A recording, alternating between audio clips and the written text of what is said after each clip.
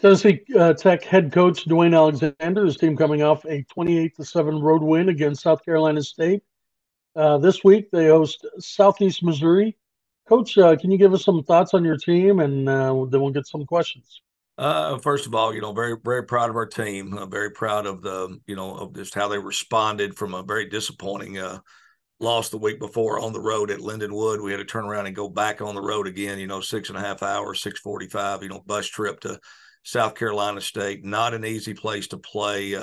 Great tradition there. I do want to give a quick shout out to Coach Buddy Pugh, who's been the head football coach there for 21 years. As an alum of the school, he's retiring at the end of this season, and I hope he catches a lot of fish and plays all the golf he wants. He deserves it, but he's done a great job with that program. He's a first-class guy. Their staff, how everybody there treated us was first class. So it was a really good football game. They got a very good team. So it was a really good win for our team. We continue to play well on defense. Really, we've been pretty solid on defense all year, but really solid here the last 3 or 4 weeks. Playing really good on that side of the football. Offensively, we've just been hit or miss. We started Jordan Potts, the freshman at quarterback, this past week, and he had a tremendous game. He gave our team a boost and a lift. He went 16 of 22 for 202 yards, but most importantly, he did not throw an interception. Took care of the football. That's really been our nemesis all year, is playing complementary football, taking care of the football on the offensive side of the ball. And we were able to do that. The 2 games where we've done that, where we've taken care of the football, especially at the quarterback position, we've won both games. And we're like every team in our conference. I know that our next game up is SEMO. Their record's 2-4, our record's 2-4, but the only thing either one of us is looking at is what our record is in conference. That's what matters. I mean, that's what it comes down to. And really the way the OVC schedule, big South-OVC schedule is set up this year, there's a lot of end of season, the conference games are really backloaded this year, with we got 5 straight coming up. We've got basically our whole conference schedule ahead of us, starting at home this week against SEMO. Certainly the win at South Carolina State gave us some a boost, some confidence. We had a great practice last night. Our guys are excited, and we're looking forward to these next 5 weeks. Coach, a little bit more on the South Carolina State game. You had the early lead, but it was a very, very close ball game. And your defense, as you mentioned, been playing strong. Did a very great job of keeping them at bay to allow your offense to kind of get going. Can you talk about the way that your team just kept fighting, and ended up producing a little bit of a bigger win? Absolutely. Well, I mean, we talk all the time about complementary football, just harmony. Everybody, we've had some really good individual parts, games of different things, but, to be able to put all of it together at the same time is key. I thought a big turning point in the game, obviously, was the second half. Second half, we ran, I think 33 plays for, we ran 33 plays for over 240 yards in the second half. They ran 23 plays for 90 yards. We took the opening drive of the third quarter. We always talk about the middle 8, and that's finishing off the first half strong and starting the second half strong. And we were able to win that in the game. We started the third quarter with a touchdown drive to put it up 14-7. And then the big turning point of the game from there is still, I mean, man, we're, back and forth. And they had the ball at midfield and had a 4th and 4 on our 46-yard line and went for it. And we got a big stop there. And then offensively, we went and took advantage of that stop and went 5 plays, 54 yards, and scored to go up 21-7. The very next possession, our defense forced a turnover. We got an interception, and we went on a 10-play, 50-yard drive that took 7 minutes off the clock to really put the game away. So, that's the complementary football that we've been looking for. Defense, make a big stop, a momentum stop, and then offensively, you go in and take advantage of that stop. So, and that really gave our whole team a boost. We held them to 50 yards rushing, like 2.5 yards a carry, and we rushed the football between our 3 backs, Marcus Knight, Justin Pegues, and Torrin Baker.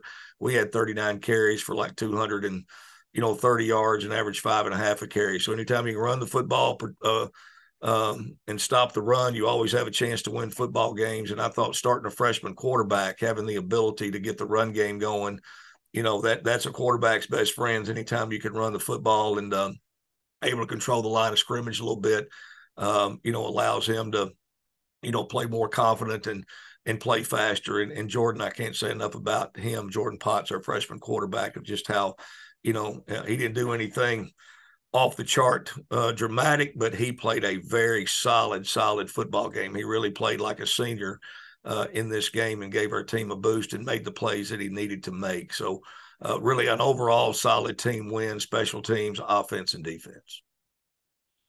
Okay. You had mentioned obviously the three-headed running back committee there, and obviously Marcus Knight was the beneficiary of getting the 3 touchdowns.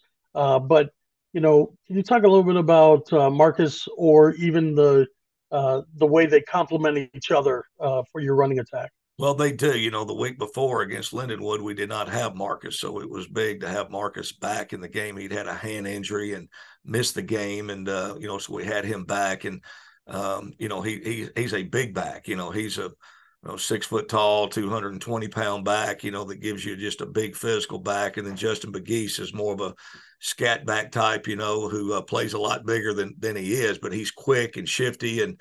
And having to be a fresh guy that you can put in there, in the game. Both those guys, one had 21 carries, one had, I think, 17 carries. They both catch the ball well. They really complement each other, very well. And we had very good blocking from our tight ends, from Hunter Barnhart and Reese Perkins. Both our tight ends did a tremendous job blocking on the perimeter, as did our wide receivers and offensive line. But those guys really kind of got in the groove and got going. And and able to, I think we had one time there, I think we had 9 straight runs on our 10-play, 50-yard scoring drive. We ran the ball 9 plays in a row. So, and anytime that you can do that, you always are going to have, especially if you can score the ball at the end of that, you're going to have a chance to have a good day. Okay. Tom, do you have a question for Coach? Yes, Coach. I apologize if this has already been asked. I jumped on here late. Obviously, SEMO has the leader in total offense at quarterback. They have the defending OVC athlete of the year at running back. And then they have the leading wide receiver in the league, who's not even their preseason All-American right now at wide receiver.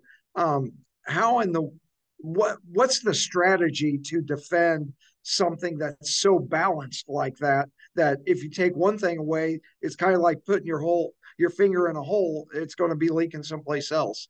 Well, obviously, it's a challenge. I mean, I think everybody has had the same problem, okay, that we're going to have. The quarterback is outstanding. Throwing the football. I mean, he throws the football obviously well, but he scrambles. He makes plays with his feet. He's really dangerous when he gets out of the pocket, and he throws very accurate and very well on the run. Not everybody can do that. A lot of quarterbacks, when they get on the run and start scrambling, is when they turn the ball over, throw interceptions, or things of that nature. He does not. I mean, he makes a lot of tremendous throws whenever he scrambles and runs, obviously trying to contain the quarterback, at least keeping him from getting out of the pocket and out on the perimeter is a big part of what you got to emphasize this week. And love the running back. I saw the young man, got to see him at a couple different off-season functions that the OVC Big South Conference had. I saw him at 2 different things. He's an outstanding young man. I think a lot of him. He's had a great career there. I do still think he's the heartbeat of their team. I mean, I think he gets going. He finds a way at the right time, key time, to make a play that really gets them going. They feed their energy starts with him. Getting him established and able to run the football is the heartbeat of their team. Being a physical offensive line play with a physical running back, is where it starts and stops to me. Even though the quarterback and the receivers are outstanding, I think you got to be able to contain the running back and contain the quarterback from getting on the perimeter. But outstanding skill players across the board. Anytime you run the ball, throw the ball, you're always going to be pretty good. So we know we're going to have our hands full with that. But it seems like Gosh, I mean, a couple of these guys, I mean, this is my 6th year as the head coach here at Tennessee Tech, and I think some of these guys have been there that long. Unbelievable. The running back, Geno especially. Hess, Uh, Geno Hess is done after this. well, So and I said, God, when is your eligibility? How many times I keep coming to these things and keep seeing you got a year of eligibility left? But yeah, he's been great for our league. He's been great for the conference. He's been, brought a lot of notoriety to the OVC, to the Ohio Valley Conference. And how he plays. Certainly, a lot of respect for him, and we've got to accept the challenge, and we will of having to face him one more time. Here in Cookeville, Tennessee. But I am glad it's the last time. yeah. All right. Thanks, Coach. Yes, sir. Any other coach questions for Coach? Yeah, I have one. I don't know, Coach, can you hear me? Yeah, I got you. Hey, my wife's taking my oldest, who's a junior. We love your campus so much. She's doing a tour. All right. So tell me why she should be a Golden Eagle. Oh man, she's gonna love it. She's gonna love campus. She's gonna love the city of Cookeville. I might even find her some work here in the football office. Okay. Well, I don't know if she's any good. She is my daughter, so I don't know if she can help you or not. Well, I'd love to have her. I hope they have a great visit. They'll enjoy the campus. They'll love Cookeville, Tennessee, and the campus. So, you guys have safe travels. As always, a ton of respect, man. Look forward to a great ball game. Be good to see you, brother.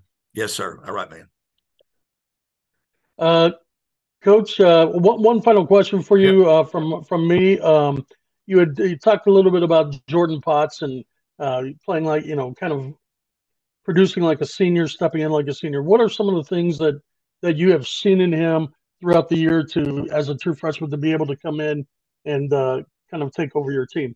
Well, he reminds me a lot of my first year I got here, we had a freshman quarterback we started named Bailey Fisher, and Bailey, you could tell was a special talent. And we were able to bring Jordan in at the midterm. He enrolled in school in January, so he was able to be here all last spring and go through spring practice and be here all summer. And then he's played in a couple of games early in the year. And I mean, we've started 4 quarterbacks, and there's a point to where, if we're going to have the mistakes and have some of the things happen at quarterback we've had happen, let's give the freshman an opportunity. And I think him having the few weeks to already be, travel to games, play in a couple games. He started, was practicing well. And, but he's just got a maturity about him. He loves football, and he has fun.